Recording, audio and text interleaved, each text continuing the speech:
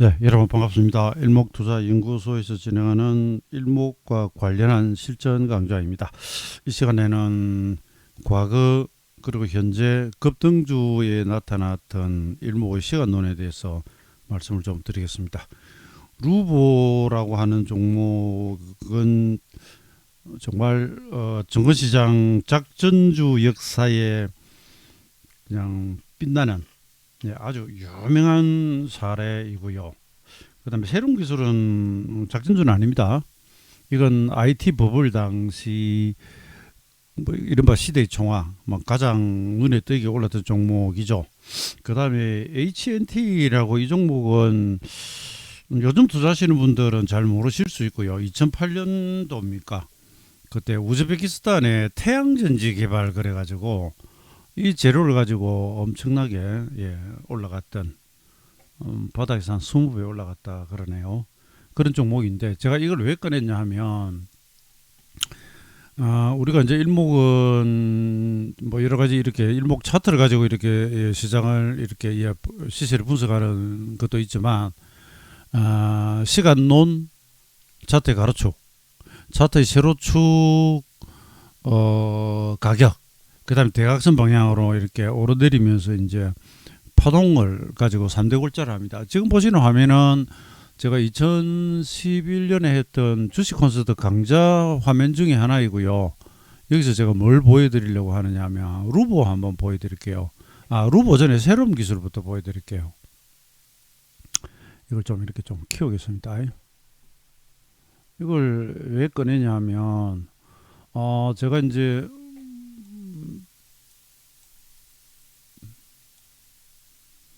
일목균형표 입문서라고 할 수 있는 최강 차트 분석 기법이라고 하는 책을 쓰고요. 그러고 난 뒤에 MBN TV에서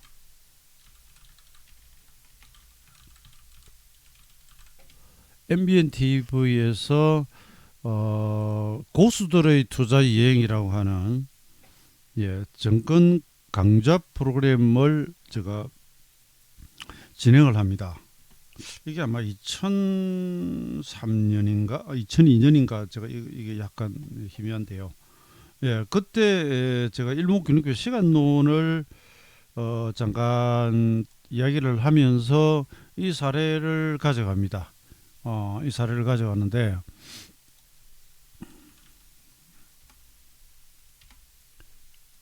제가 실시간으로 자료를 좀 하나 찾느라고 이럽니다. 과거에 이제 그 새로운 기술이 아주 휘황찬란하게 올랐기 때문에 이걸 이제 시간론으로 한번 분석을 해 보려고요. 그런데 급등하는 주식은 가격론 가지고는 여러분 대응이 안 됩니다. 여기 한번 보십시오. 2,500원 하던 게 30만 8천원까지 올라가는데 이게 가격론으로 어떻게 되겠습니까? 루보는 1,000원 하던 게 5만 1,400원까지 갔잖아요. 50배, 51배로 올라가는데 이게 무슨 목표치 분석이 되겠습니까? 안 돼요. 이건 일반적인 경우를 벗어나 버리기 때문에 우리가 또 장기 차트의 경우에는 로그 값으로 계산을 하기도 해요. 로그 차트를 꺼내놓고 이 이야기를 넘어가고요. 그래서 이건 사실 제가 사후적으로 솔보는 과거에 어떤 경로를 밟았는가 해가지고 자료를 찾아본 겁니다. 이거 제가 개장 전에 이걸 녹화를 뜨고 있는데 이거 떠놓고 제가 2차 전지 최근 급등 이후의 급락 과정을 잠깐 말씀드릴게요. 일단 솔보는 이전에 여러분 그랬습니다. 코스닥에 주요 종목이 일단 상장하면 점상으로 가요. 점상으로 올라갑니다. 근데 지금처럼 뭐 30% 상가거나 그런 건 아니어서 가격대별로 좀 다른데 800원, 600원 이런 식으로 상가가 그렇습니다. 그래가지고 이 보면 이게 양편넣기 10일을 가죠. 신규 상장 이후에 그럼 일목이 9일째를 채웁니다. 그 다음에 조정이 여기까지가 26일이 와요. 그 일목에 이게 이제 1기고 3절입니다. 이게 1절입니다. 1절. 우리가 노래도 1절, 2절이 있죠. 그죠? 한마디다. 관절 그러죠. 그 뜻입니다. 그 다음에 올라갈 때 이게 53일을 가요. 53일을 가면 26의 이제 2배이죠. 그 일목에는 이제 50이 기본수치 그런데 플러스 1 하루 더 갑니다. 그 다음에 눌렀다가 여기까지가 11일을 가니까 시작할 때 11일과 일종의 대등수치라 볼 수 있고요. 자, 이건 물론 지나고 나서 제가 분석하는 겁니다. 분석합니다. 그 다음에 이 고점에서부터 이제 30만 대 들어왔죠. 조정받고 다시 올라간 최종 고점이 33 일목의 기본 수치입니다. 근데 기본 수치가 똑같은 게 반복되는 게 아니고 다 다르죠. 26이 나왔다가 53, 52가 나왔다가 323이 나왔다가 다르죠. 근데 여기서 여기까지 최종이 129일이 걸려요. 자, 균형표가 구가 기본 1절이잖아요. 그 이걸 이제 2절로 가면은 17이 됩니다. 3절 1기가 26이 되죠. 그죠? 그 다음에 17을 곱하기 2 하면 그러면 이제 4절이 되는데 4절은 이게 얼마냐면 33입니다. 2, 9, 18인데 17이듯이 일목에서는 겹치는 거 하나 중간에 빼거든요.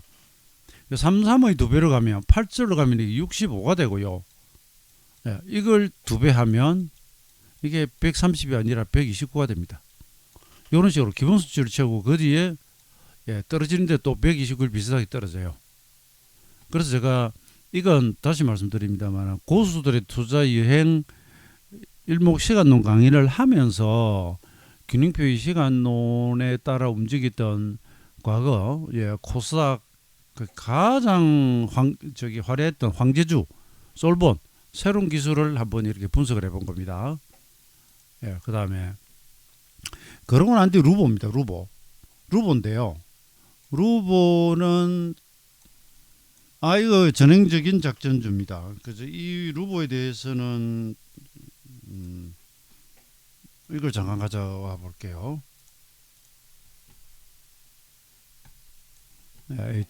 자료를 좀 가져왔습니다.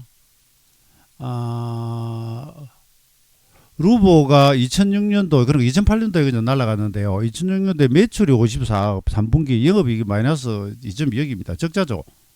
주가는 2006년 요 3분기에 한 1180원 했다. 여기 보면은 10월 9일 최저점은 1030원입니다. 이제 장중 최저가고요. 이게 이제 보시면 51,400원까지 갔으니까 43배가 올라갑니다. 43배가. 그 여기 보면은 이제 JU 그룹하고 요 작전 세력들이 나와요. 루보는 60% 정도가 소액주주고 유통주식이 대충 그렇다는 이야기입니다. 1,500억을 동원했고 뭐 700개 계좌라고 하는데 루보입니다.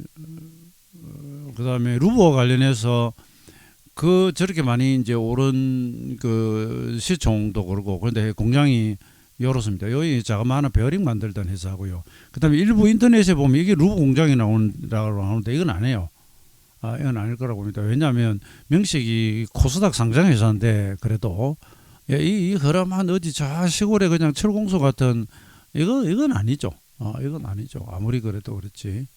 아마 이건 인터넷에 누가 조작한 것 같고요. 루보 공장은 이거라고 하는데 이게 중요한 게 아니고 이게 며칠 올라가나 보십시오. 여기 보면 10월 9일 출발 자리로부터 129 기본 수치에서 이틀 딱 들어가고 그 다음부터는 점하러 갑니다. 이건 팔래도 팔 수가 없었습니다. 이때는 점하러 가니까 왜냐하면 사자가 아무도 없으니까 그래 버리니까 그냥 꺾여버립니다. 꺾여버리고 그 다음에 한 가지가 이것도 나중에 점하러 떨어지고 난 뒤에 그때 팔 걸 한 사람들 굉장히 많았습니다. 그때 살 걸 그때 팔 걸 참 안타까운 일이지만 지나고 소용없죠. 소용없습니다. 그 다음에 HNT라고 있습니다. HNT. 이건 실제로 제가 이날 정확히 이제 매도를 했는데요. 이거 보면 13,000원짜리가 이제 89,000원 올라갑니다. 그런데 이 과정에서 처음에 이제 2, 4, 5, 6이 약간 눌림 주고요. 그리고 출발해가지고 가다가 2, 4, 6, 8, 9, 9일째 잠깐 쉬죠. 근데 일목 23, 4, 5 아니다. 그 일목 26 기본수치하고는 상관이 사실 살짝 없습니다. 올라가다 눌렀는데 25, 26에서 올라가는데 이게 마지막 상승이 9일이죠. 그다음 이게 일목이 33 기본수치잖아요. 그리고 결정적인 건 이때 이 회사의 정국교 사장이라고 하는 사람이 우리 회사가 이렇게까지 오를 이유가 없다면서 팔아요. 자기 보유 주식을 팔아요. 이번에 에코 프로그룹도 임직원들이 뭐 판 거 나왔죠. 물론 최고 상도에 판 건 아니지만 좀 팠는데 거기도 보면 우리가 이렇게까지 오를까 하는 그런 부분이 좀 있었겠죠. 그래서 저는 에코프로나 이런 2차전지가 무슨 작전주고 그다음에 실적도 형편없는 회사 그런 이야기는 아닙니다. 그런 이야기는 안 해요. 아니고 이제 이렇게 화려하게 급등으로 가던 주식들은 가격적으로 분석하면은 조금 애로사항이 있고요. 시간론이 그래도 잘 맞더라.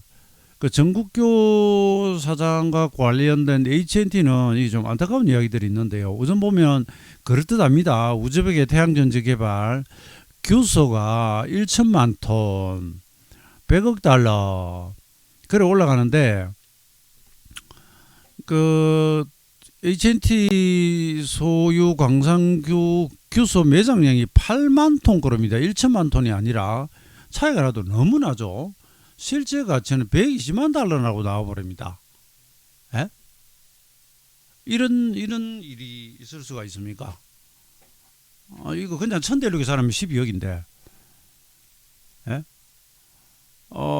매장량을 125배 환산가치를 66배를 한때 시총 2위까지 올라가기도 했다.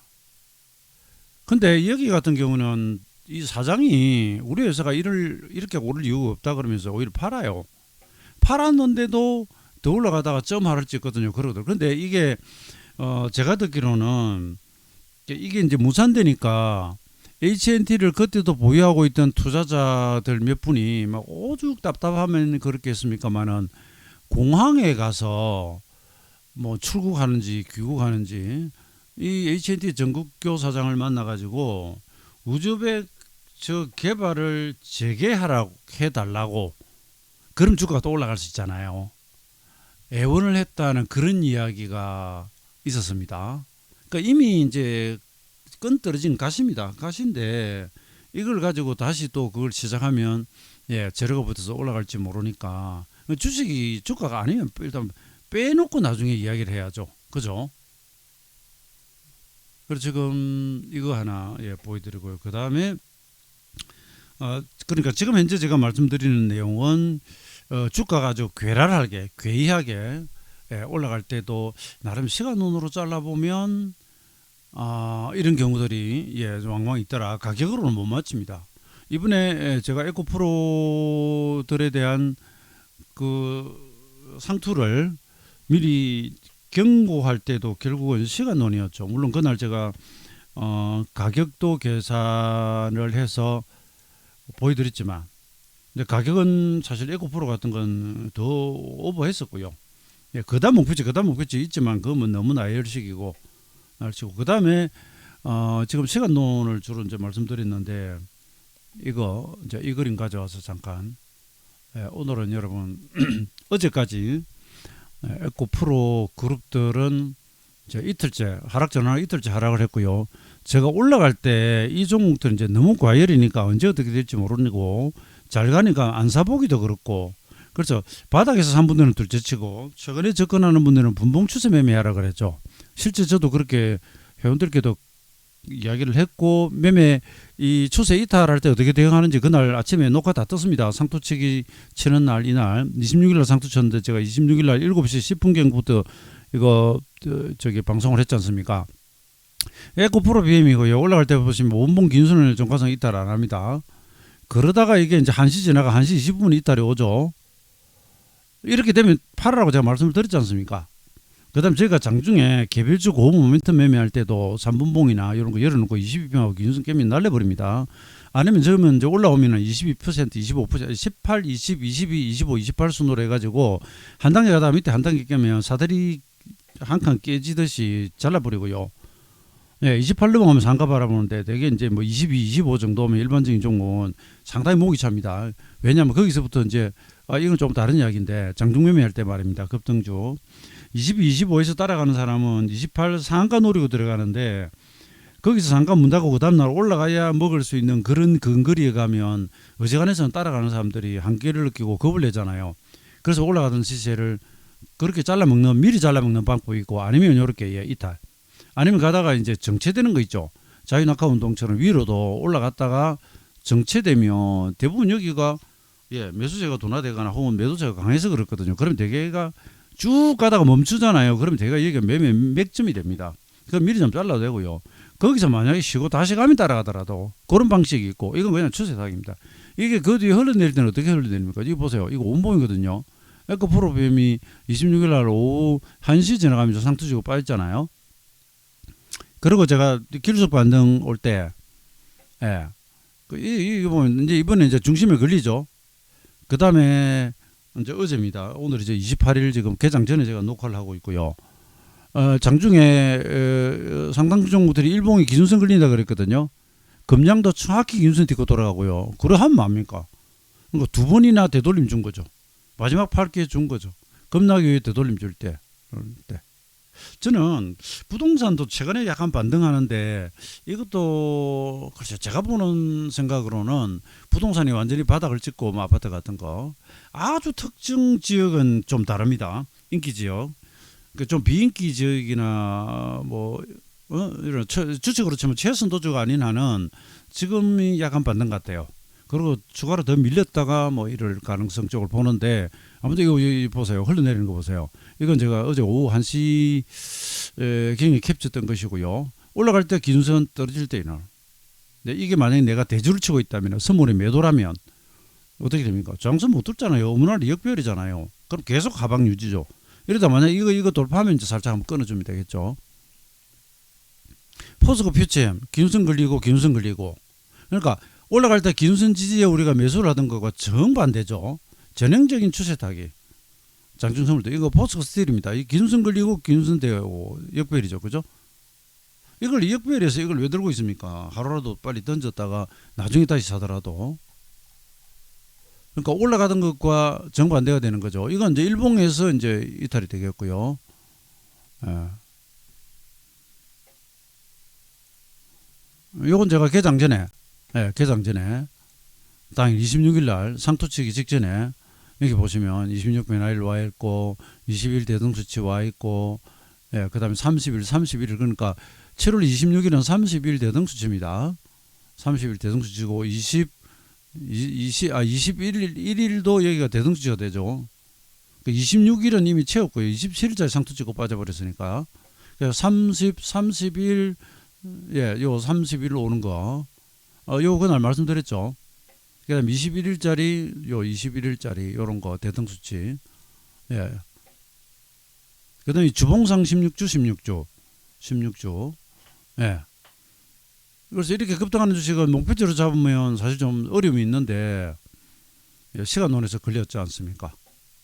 그래서 제가 시간론이 전부는 안 해요. 모든 시세를 시간론이 다 보여주는 건 아니지만, 가격으로 도저히 안 될 때 이런 시간론으로 접근을 해볼 수 있다. 그리고 사실 지금은 이걸 할 시간은 없는데, 제가 미정시도 다우지수가 그렇게 잘 가는데, 이거 지금 오늘 아침 올린 이제 해외 시장 동향인데, 이건 그 시장 강의상 그냥 간단하게 보여만 드리겠습니다. 제가 다우지수의 변화일이 지금 다 와 있다 그랬죠. 바로 요 전날까지 13일 연속 오르고요. 직전 고점에서 17 변화일, 5월 25일 최저점에서 42 기본수치, 그다음에 직전 고점에서 26 기본수치, 이러면 몇 개입니까? 13, 17, 26, 42 기본수치 4개가 다 모였죠. 그 전에 요 16일 가고 34일 가고 나름 이 기본수치를 좀 타는 편입니다. 그래 놓고 어떻게 됩니까? 자, 오늘 새벽에 끝난 미국 장세. GDP도 좋고 다 좋아요. 다중 차익 매물라가 엎어버리잖아요. 엎어버립니다. 물론 뭐 일본 BOJ가 채권 수익률 곡선 관리를 뭐 포기한다나 어떤다나 약간 그런 말이, 포기는 아니고요. 조정 논의할 것이라는 그런 내용이 조금 있었다고는 하는데, 변화일 다 걸리고요. 이 뭐가 나오냐면 장악형이 나왔습니다. 사기다 장악형. 직전 양봉을 음봉 전체가 감소 안 나. 이거 상투 패턴입니다. 그 다음에 이건 일봉에서는 이걸 Y자로 갑니다. 확산의 Y자로 갑니다. 그 다음에